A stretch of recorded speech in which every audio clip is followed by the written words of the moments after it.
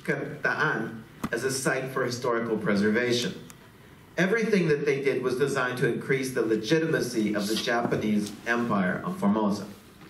The Japanese, followed by the Republic of China, were able to control these societies against the state by integrating them into new state forms.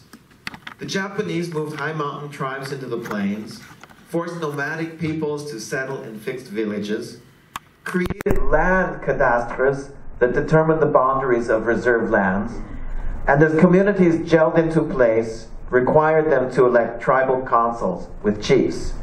This was a big change.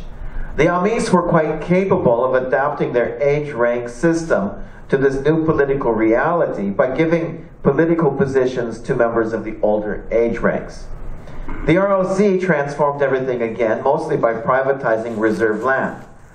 When industrialization happened, this led to a loss of people to the cities, and especially the Amis.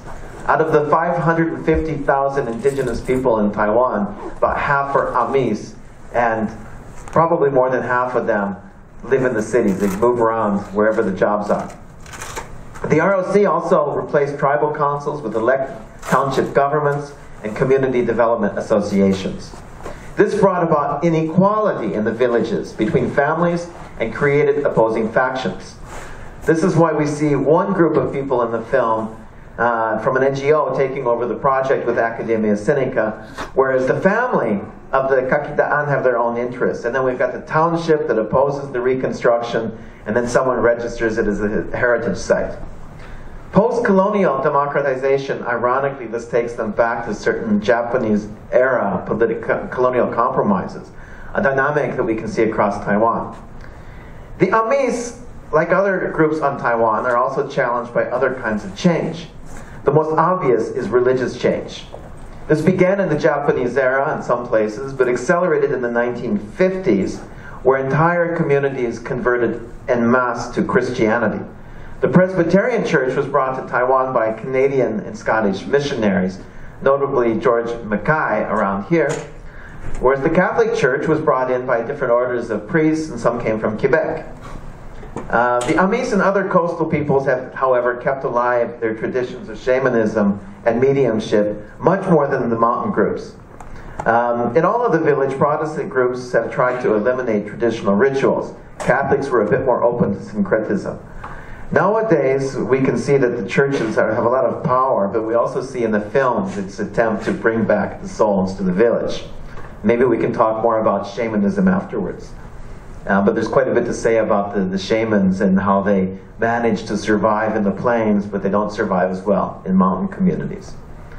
I think that it's important that there's a certain resilience of culture. These communities in Taiwan are often called upon to bring back their cultures. In 2005, Taiwan's Legislative Yuan passed the Basic Law of Indigenous Peoples, which was followed in 2007 by the United Nations Declaration on the Rights of Indigenous Peoples. In Taiwan, there were already mechanisms in place for cultural renaissance under funding programs for community construction run by local NGOs. In this context, indigenous groups like the Amis are called upon to protect their cultures, and then the state funds them for their projects. In Taiwan, this has led to a situation in which there's money available for groups that want to do rituals or recreate traditional architecture. Sometimes these can become tourist attractions, although as we see in the film, local communities also find deep cultural meaning in these projects. Leaders among the Amis and other indigenous groups hope that the new legal framework will help them assert autonomy vis-a-vis the Republic of China. In the film, we see them try to assert their rights through land claims, as well as their demand to get their cultural artifacts back. The film appropriately ends with no tight conclusion. We cannot know if the reconstruction of the Kakitaan will bring back the souls of the Amis and lead to a real cultural renaissance. In fact, we cannot even know if Taiwan can maintain its autonomy vis-a-vis the People's Republic of China, a country that is expanding its military capacity in the South China Sea and has not renounced its unattained claim to Taiwan. Amidst all of this uncertainty, some people on Taiwan, Amis or otherwise, may hope for a return of the souls of their ancestors, even a return to innocence, but that goal is ever elusive. So, thank you. Arai.